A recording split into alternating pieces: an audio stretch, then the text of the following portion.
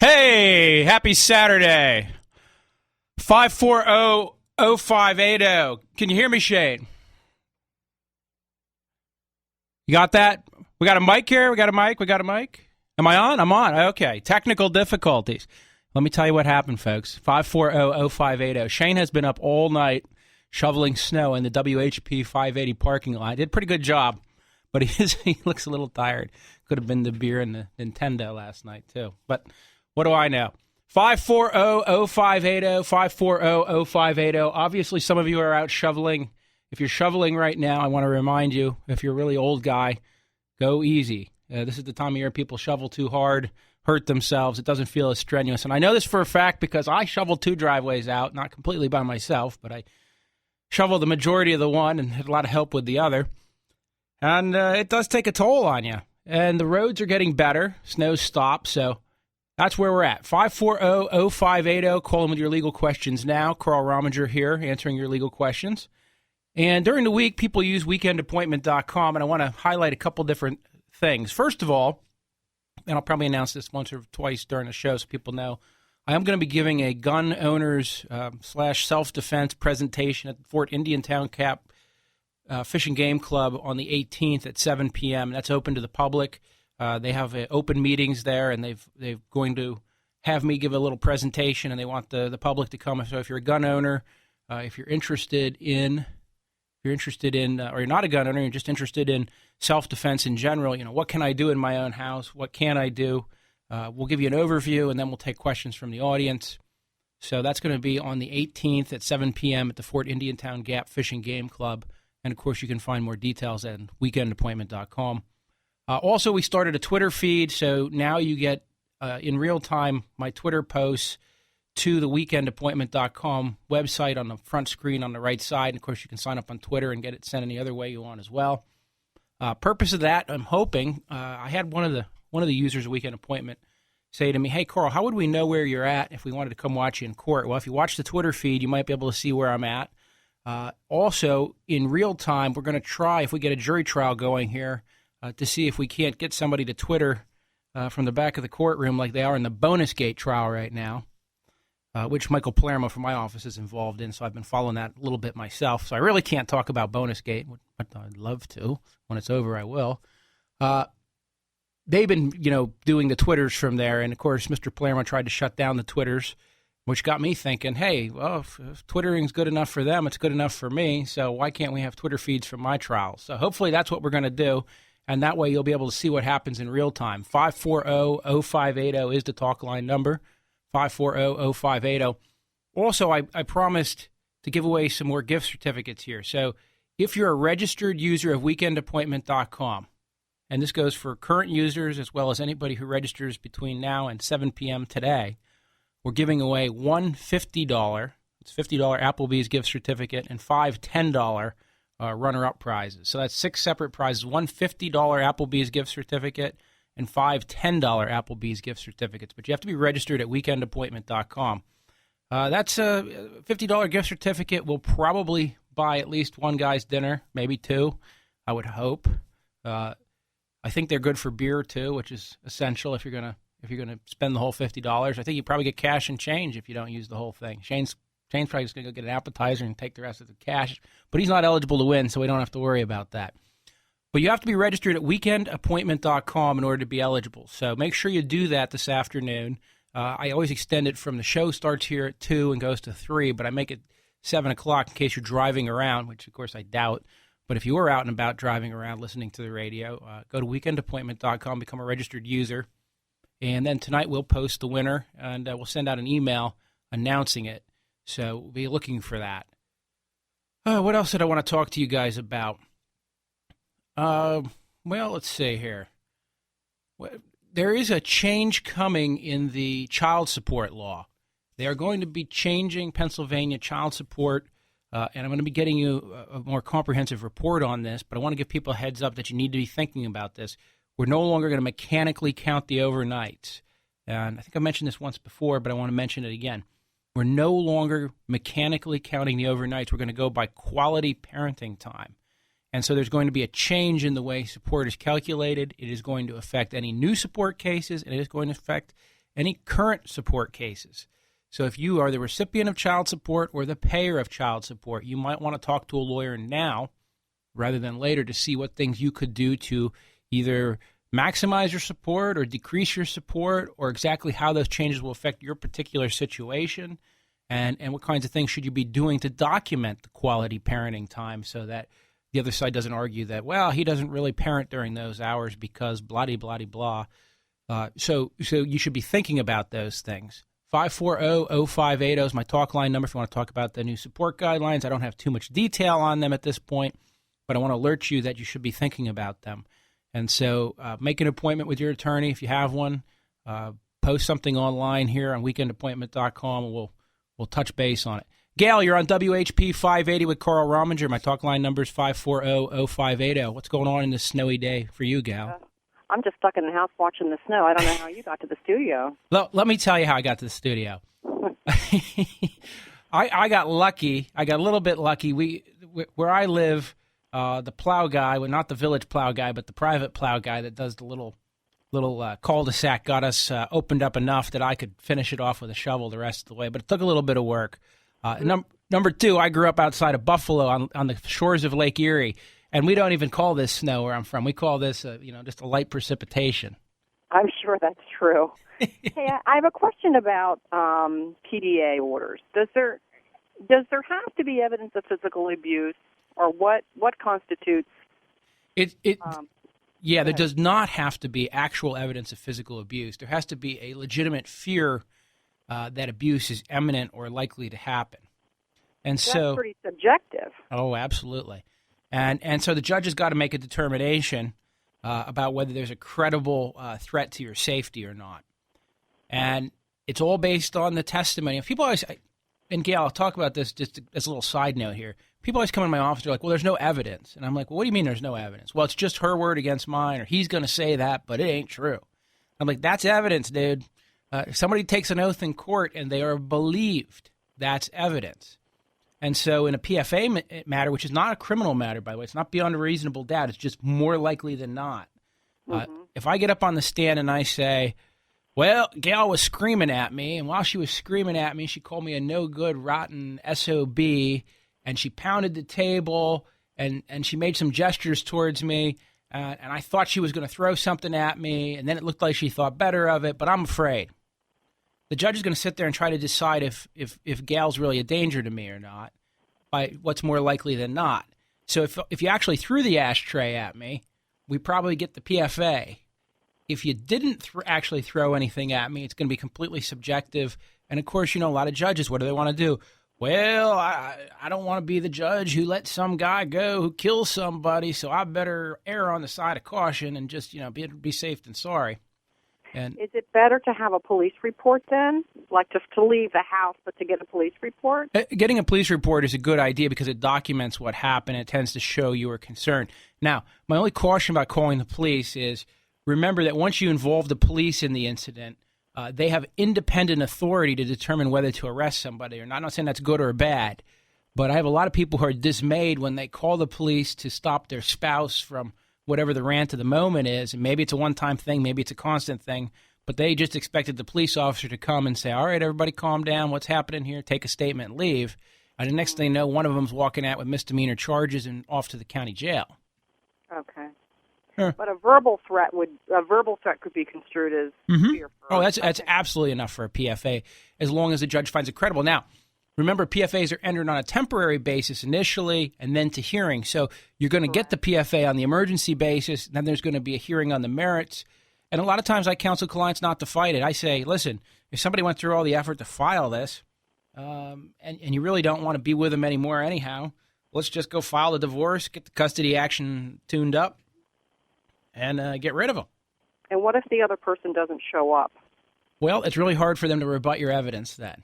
Okay, so probably would be approved. Okay. All right. Okay. All right, thanks. Hey, thanks, Gail. I got to go to break now. 540-0580. I'll see you on the back end of the break. Hey, welcome back. Carl Rominger here, 540-0580. And, call lines are open, 540-0580. If you've thought you had a legal question, you think you might have a legal question, you're just lonely and you want to talk, Call 540-0580. You know, I think that what happens on a rainy day, or in this case, a snowed-in day, you're sitting at home and you're thinking, what should I do? Should I turn on the radio? That's a great idea. Or go over to my 187 channels of high-definition color, maybe watch a little curling or, one of those things. And I'm probably beat out by curling today. So it was bound to happen. 540-0580. Call if you've got your legal question. What else did I want to update you on? I want to make sure people know that you can still get the free wills. I've been writing a lot of those lately. I think people are finally catching on. You go to weekendappointment.com, you register, you fill out the form, you send it in, and you get a real will. I had a guy in the other day, and he says, my mother was like, there's got to be a catch. It's got to cost something. He's like, no, Mom, it's free. And she's like, no, it's impossible. There's got to be an angle. Well, there's a simple angle. I just want to get to know you as a client. I want you to get to know me. It's a chance to introduce ourselves to each other in a non-threatening environment. You get something out of it, and I get something out of it. And also, I want to let you know we will be here at 2:30 bringing Mark Virginis on to talk about some financial matters. I was going to have him on at 2, but I think we forgot to call him, which is probably my fault, not Shane's. So, Mark, if you're listening, we are going to have you on at 2:30. So if you have a financial question, a little investment angle, I'm bringing him on. I want to know something about what's going on with the stock markets because I've been watching that royal for the last couple of days, and I doubt that's weather-related. But back to weekend appointment, make sure you're a registered user. We're giving away one $50 Applebee's gift certificate, and anybody who registered would be eligible to win it. You have to respond within the time limits after we notify you, and then we will mail you the gift certificate. We also have 5 $10 runner-up gift certificates, but again, you have to be a registered user. So if you're a first-time listener or you haven't registered, and by the way, if you haven't been on in a while, you better just check and make sure your email and everything's up to date with your username. So stop by weekendappointment.com and do that. And what else is in the legal news right now? Well, I can't talk about that bonus gate trial. I just want to talk about it, Shane, but I know I can't. So I'm not going to do that. But I will say that, it's interesting to be involved in it. Mike Palermo in my office is the actual lawyer who's sitting in the courtroom every day. And for him, I've got to imagine it's an interesting experience because I personally have sat through 2 weeks of trial before, and they're saying that this is going to take more than a month. And that didn't even include the time to pick the jury, which I believe was about 3 days. So I'll be curious to see how long that all takes and how it all flows. If you've been following it, you can follow it on Twitter. What you do is just go to twitter.com while the trial's going on, and you type pound bonus gate, one word, and you can get the real-time feed. And my staff has been very interested in this because obviously they always like to follow the flow of court because they sit in the background and work in the office so hard all the time, but they don't often get to go to court. And sometimes, in a trial, big trial, if we're doing a closing in a murder case or something, I'll have the whole staff come up because they want to hear it. And I know they've worked so hard on the case. It's just not economically feasible to have them there throughout the entire trial. Well, now with Twitter, everybody in the office kind of has that going on the computer while you're doing your other work. And then we kind of, when something major happens, we'll comment on it or maybe send an IM back and forth. And it's just interesting now that the office can participate in real time with the trial as it flows. So it's pretty exciting. And that's something that I think people should keep their eye on because why is it that we can Twitter from the trial, but we can't have a camera?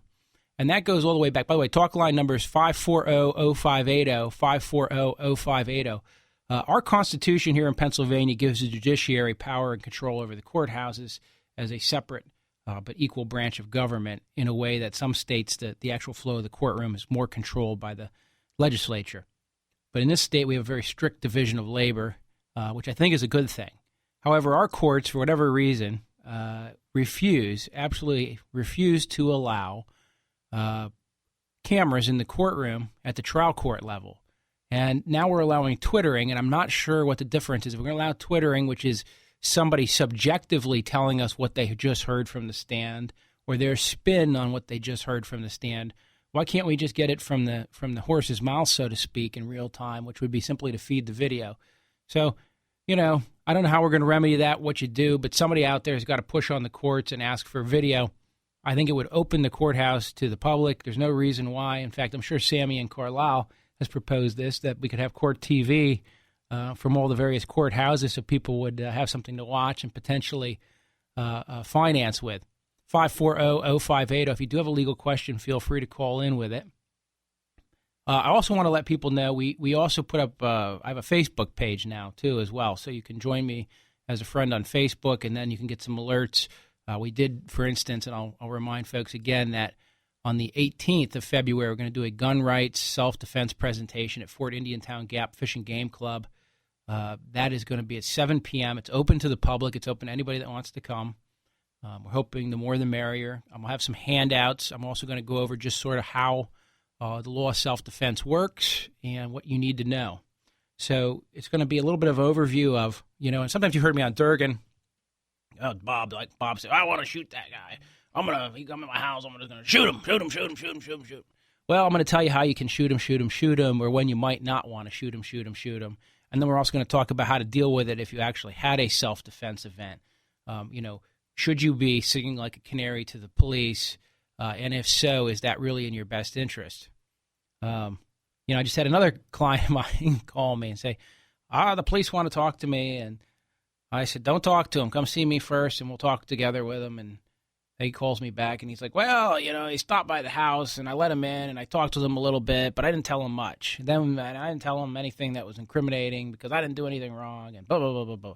Well, then we get the police report back, and now the police are saying that he said something. He's saying, that's not what I said. And here's an important little tip. Do you ever notice that not everybody hears the same thing? When we're talking, if two of us are talking, three of us are talking, and I'll give you an example. Let's say you and your spouse have developed quirky words, like let's just say you call the closet the hall, or the hall the closet, or who knows, something crazy like that. When you're talking to the police officer, you're not going to really know, are you speaking the King's English, or are you speaking your own homegrown version of English? I mean, who knows what's going on there? And the way we communicate orally, after it's transcribed, you'll find that you do say things differently than you may have thought you said them, because a lot of information is not conveyed by the spoken word. So what I'm trying to point out here is it's probably quite true that the police officer has one view of the conversation that tends to incriminate my client, and he's not trying to lie. That's just what he thinks he heard. And my client has another version of the conversation, which is probably not untrue necessarily, but tends to show that he didn't incriminate himself and, in fact, denied certain things, but that's how he remembers it. And they're both probably correct interpretations of the communication from each person's vantage point. So what am I trying to tell you? When you talk to the police, it's important to have it recorded. If a police officer wants to talk to you, you tell them, put a tape out there. More importantly, you want an attorney, and so you shouldn't even be talking without an attorney. But if you're going to squirrel out and talk to the government without an attorney, at least make sure it's actually being recorded and insist on getting a copy of that recording, which, of course, they won't give you afterwards, but they'll tell you they will. Ted, you're on WHP 580 with Carl Rominger. What's your question? Oh, hi, Carl. Just have a question regarding, insurance. Here's the situation. My wife's mother recently passed away. She left a insurance policy. Now, there are two daughters and a granddaughter. She left 50-50 to one of the daughters and one of the granddaughters. Okay. Is there anything that other daughter can do about it? I mean, she has made some threats and things like that, but I would assume her name's not a beneficiary there, or she doesn't have any. Absent some fraud or wrongdoing, no. And I'll give you an example. I mean, if somebody could show that, somebody took a power of attorney and changed those names, or somebody used undue influence to convince Grandma to change them at a time that she wasn't mentally sufficiently capable of doing so, maybe you could attack it. But as a general rule, once those beneficiaries are on there, they're on there. Okay, because, it's not a significant amount of money or anything, so. Yeah.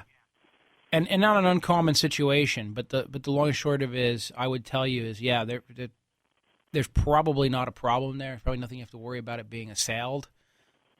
Okay.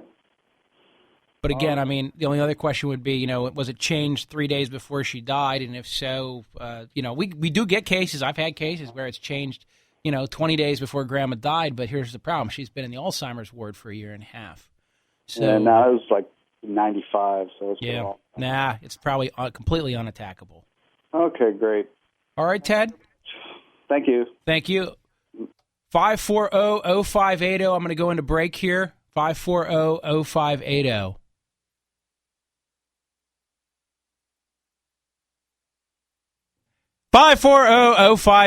Carl Rominger here, the show's weekend appointment.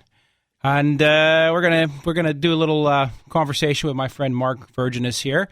And during the break, we also picked up a few callers. So let me get Mark on with us first. Mark, how you doing, Carl? How you been?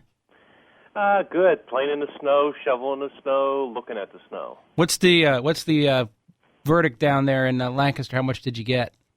I'd say upwards of 15, south of 24. I said it just depends, and you know how Lancaster County is with all the farmland. You just get these drifts where you open your door and snow just falls in up to your waist. Yeah, Carlisle was a little. I think we might even had a little bit more than you, and we had some drifting too. And I had a nice drift that decided to form right along the edge of the driveway. Well, you're the man. You got into the studio today. I'm pretty impressed with that. It's funny because I had like about 10 people call me, say, "Are you coming? Are you going to be here? Are you going to be here?" At least Art gave me credit and said, "I'm sure you're coming, but I just feel like compelled to have to call."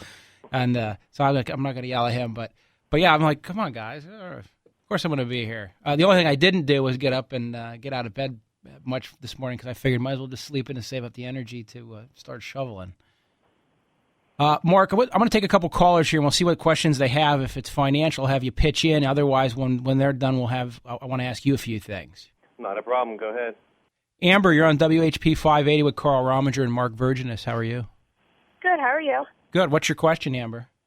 I just wanted to get more information about how the child support laws are getting rid of the overnight and they're going to go to quality time. Yeah. When is that supposed to be in effect? It's coming into effect this spring, and the exact date I don't know off the top of my head, but I will tell you it's going to be like this. In other words, if the kid's at school, well, then nobody's really parenting him or her. If the kid's at in bed, nobody's probably parenting him or her. And if the kid spends a week away somewhere, we may not count that either. So we're going to kind of go, because this is really going to be helpful for the people who get the kid after school, but then return them to the spouse's house. Uh-huh. So that's kind of where we're headed. I am going to put something together a little bit more comprehensive on it and post it on weekendappointment.com when I know a little bit more about the particulars. And, of course, like anything else, it's going to got to get hashed out. It's a new rule. It's a new way of doing things. And how the judges are going to decide it are going to depend on how they interpret it. And like anything else, Lancaster County might do it differently than Cumberland County and Dauphin County until the Superior Court has a chance to tell them, which is the best way to apply their discretion. Yeah. Yeah, I think it'd be a good thing to get away from the overnights, because some parents can't work an overnight job, and other people just put them into a daycare, and when people want to spend more quality time with their son, they can't because of having a job or whatnot. No, Amber, you're absolutely correct. You're absolutely correct. What I want you to do here is just follow weekendappointment.com. Make sure you register as a user on there, and that way you'll be able to get the email alert when we send that out with more information on how that's going to work.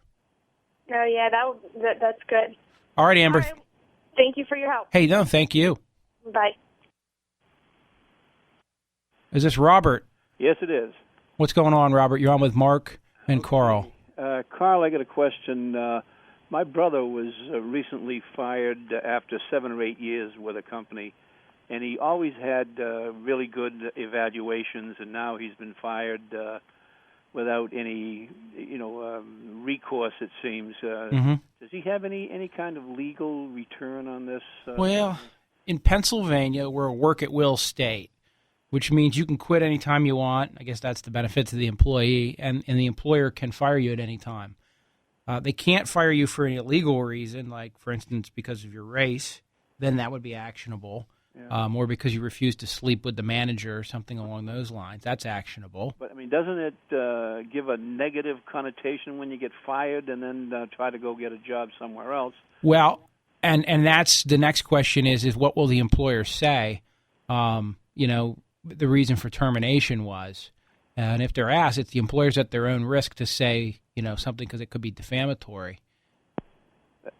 So what we sometimes tell people to do is when you do get fired, go see your brother-in-law and have him send in or call in and say, hey, I'm thinking about hiring this guy. Can I get a review of him and see what they're saying about you? Oh, yeah. Good idea. Yeah. Okay, but there's no, he can't sue or any of that kind of business? Not unless he had a contract that had certain provisions that had been violated, because an employment contract would supersede the work at will. Otherwise, if it's not age-based, discriminatory-based on and the good race. evaluations for 7 years, and then all of a sudden they say that he's not competent or something. Right, and then the only thing he can do is apply for unemployment, and the unemployment compensation judge would figure out whether they're being legitimate about that or not. Oh, is that right? Yes. The judge can. Yeah, the judge can. So this happens quite a bit. The employer fires somebody. I just had this with a Dauphin County entity. They fired a gal, and they were basically saying she was a bad employee and yada, yada, yada, and she deserved to be fired. Well, after we got done with their testimony and a little cross-exam, it was pretty clear that she wasn't fired for the reasons they said she was fired, and they were just trying to dodge unemployment. And what can the judge do then? Grant you unemployment. Oh, okay. Yeah. So otherwise you wouldn't get it if you were terminated because of willful misconduct, or if you voluntarily left the job. Sometimes employers will say that somebody voluntarily left when they were, quote, terminated, but they weren't actually terminated for willful misconduct. So that comes up a lot. And they can't get it at all, or there's just some delay? There's an initial determination made. I don't think so. He has to apply, and then there's an initial determination made. Whoever wins the initial determination, then the other side gets to decide whether to appeal or not. And if unemployment's being paid, then yes, he gets it. If they deny it initially, then he'll get a retroactive lump sum after the appeal. But I mean, can they deny it totally? Absolutely. Yeah, absolutely. If he doesn't qualify for it, maybe the employer can show why they terminated him, and it was for willful misconduct. Maybe he put somebody's stapler in a bowl of jelly or something. I mean, I don't know. Right. Okay. Well, thanks very much, Carl. All right. Thank you. Mm-hmm. All right, Mark. Let me just remind people, 540-0580 is the talk line number. I've got Mark Virginis here. He's a guru of all matters financial. And the reason I brought you on, Mark, I want to talk a little bit about what the heck's going on with the stock market. Yeah, well, thanks for having me on first and foremost. And, of course, let me get my disclaimer. Yada, yada, yada. Okay, go ahead. No, I'm a financial advisor. I'm president and investment executive of Mirrors Financial Partners. So folks can find me at 717-509-4521, or they can find me on the web at Mirrors, that's M as a Mark, IRUS, Financial Partners, partners is plural.com. Registered representative, Clear Through Financial Network Investment Corporation. Mirrors and Financial Network Corporation are not affiliated. So there we go. So what do you want to know?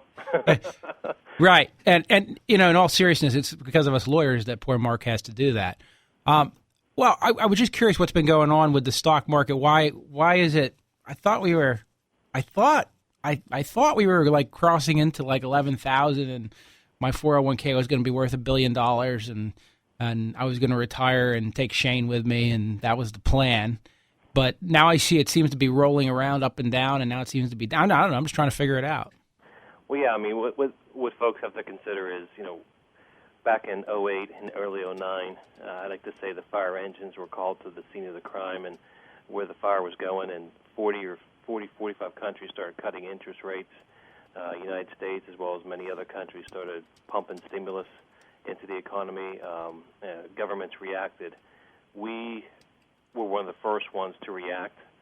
Other countries are still cutting interest rates. About 40 countries are still cutting interest rates. We're pretty much at zero at this point in time, so we really can't cut anymore. And this latest reaction was basically Greece and Spain. Actually, Greece and Portugal, to be exact. They actually, as a country, may be defaulting on their debt.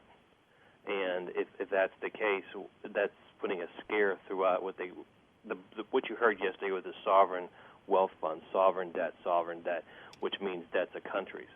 So what folks did was they flocked, investors yanked their money out of those countries, and they flocked into the United States debt. And when that happened, they were pulling probably money out of international stocks. Okay. international funds, and they were rallying into the bond market, which was pushing yields up and so forth. So folks right now, I mean, and when that happened, the U.S. dollar, which is very, very confusing for most people to get their arms around, but the dollar started to rally, and when it rallied, oil fell because it's traded in dollars, gold fell, just about every commodity on the planet fell because the dollar rallied. And a strong dollar isn't a bad thing. It's just that when you have gold move down $50 in one day, that makes people scratch their head, or if anything, call their advisor or something of that nature. Okay. So there's more trouble. My personal belief, this is my 2 cents, is I think we're going to find out what we need to know by Wednesday of next week with this market. If the senators and congressmen can't get back into their offices, that actually might be a good thing for this market. We may actually see a rally thanks to Washington being not be able to do business or open their mouths, should I say. But we should know what we need to know for this market by Wednesday of next week, whether you're buying on this opportunity or whether we're hunkering down and they think we're going down a little bit further. Mark, I got to go to break here, but I'm going to remind people it's 540-0580, 540-0580, and we'll talk a little bit more about this when we come back from the break. Thank you. Welcome back. Talk line numbers 540-0580, 540-0580. Carl Rominger here answering your legal questions and legal concerns. And, of course, go to weekendappointment.com. We're giving away one $50 Applebee's gift certificate and 10 $5 ones to registered users.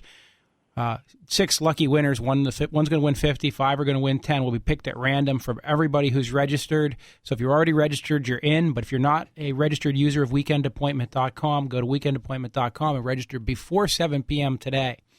Otherwise, you will not be eligible. And, of course, don't forget, you can still get a free will at weekendappointment.com. We're here with Mark Virginis. Mark, you were giving a very, what I would consider, dense but informative description of what's been going on. So you're saying the stock market, we're going to have to wait till probably the middle of this week before we know whether this is a ongoing downtrend or whether this was just a bump that we can rebound from pretty quickly. Yeah, from a financial advisor standpoint, stockbroker standpoint, people who trade in whether it be stocks, bonds, mutual funds, futures, that kind of thing, there'll be a lot of technical stuff that we'll be looking at to find out, to take the pulse of the market. And I would remind everybody as they're listening, if you think of January and February of last year, we were down 24%.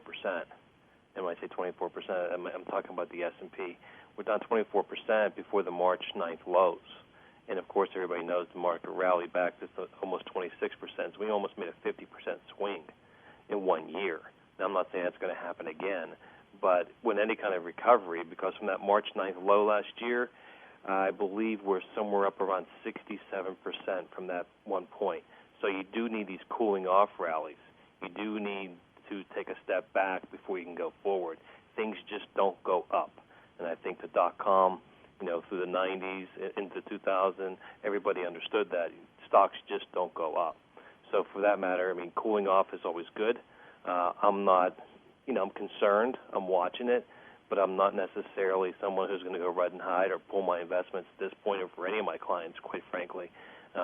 This might be one of the most legendary buying opportunities of this, if you believe it's a bull market.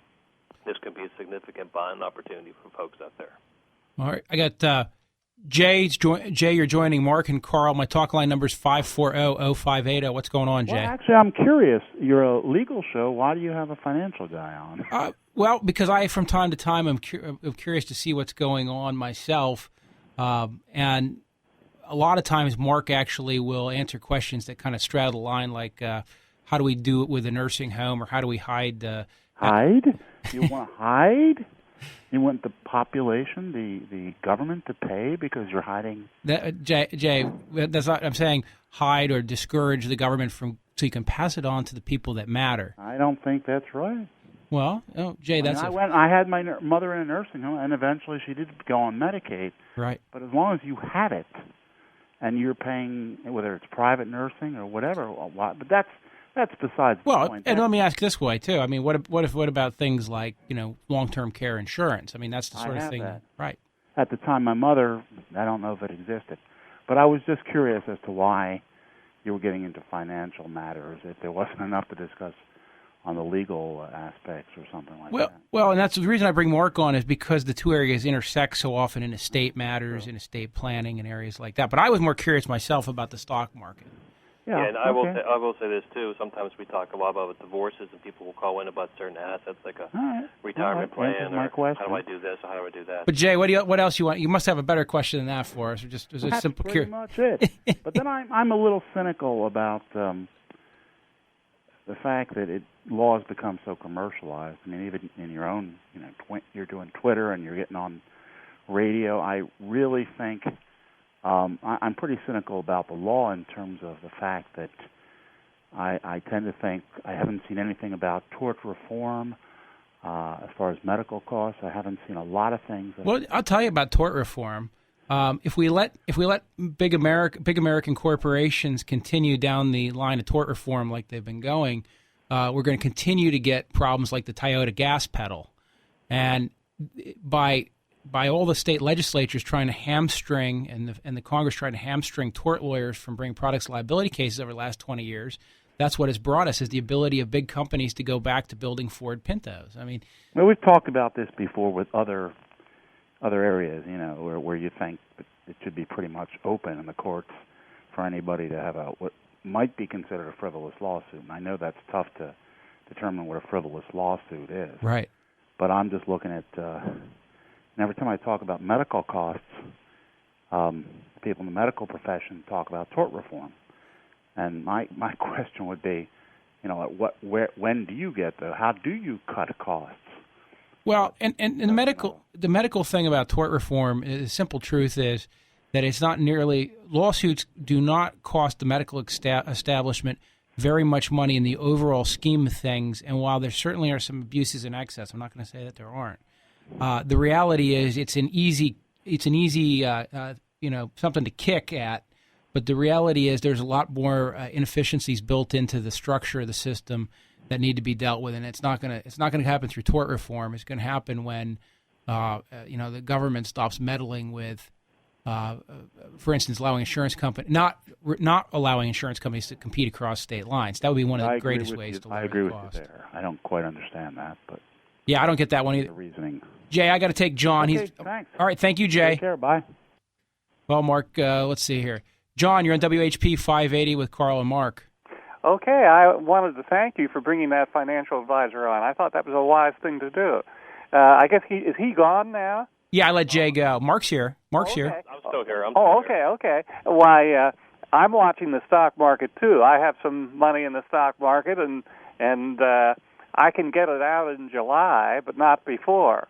Now, between now and July, what are your? Of course, you don't know for sure. Nobody does. But what do you think that things are going to get better or worse? Do you think we're going to have another setback like we had a year ago? I sure hope not. No, I don't see a setback like a year ago. I'm standing tall with a 10 to 12% gain for the market this year, and I predicted most of that in dealing with. I have with my clients. I do something like a David Letterman top 10. Investment theme list, and most of my gains that I thought would come in the market would be in the second half of the year. So you said July, right? Quick question: Why can't you get it out before then? I'm curious. Well, evidently in the profession I was in, where they have this, they just don't allow you to get it out before you're 62. Okay. It's a pension. It's just a strict rule, So what would you say about that?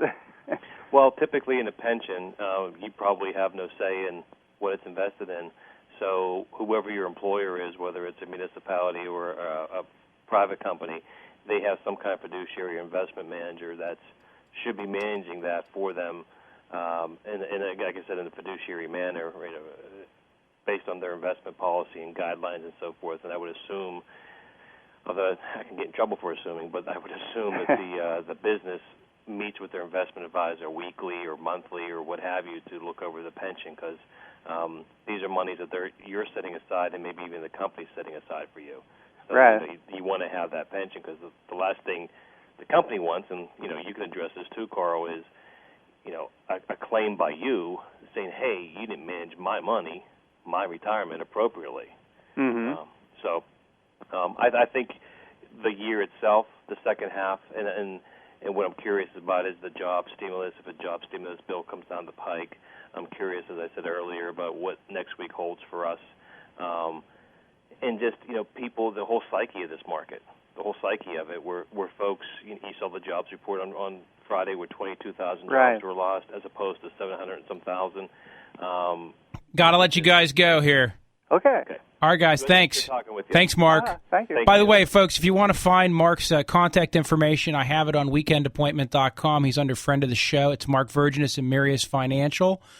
Don't forget to become a registered user of weekendappointment.com. You have by 7 p.m., you can win a $50 Applebee's gift certificate or one of 5 $10 Applebee's gift certificates. Go to weekendappointment.com.